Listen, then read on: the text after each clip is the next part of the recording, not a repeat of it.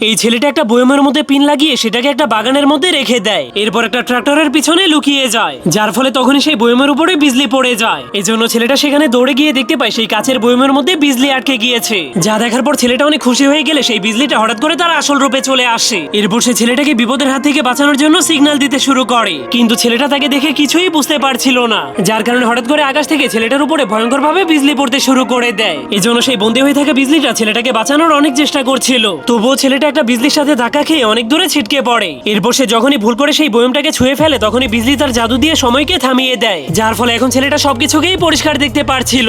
এজন্য এখন আকাশ থেকে বিজলি পড়লেই সেই বিজলি তার বয়মটাকে ছুঁয়ে আবারও আকাশে চলে যেত।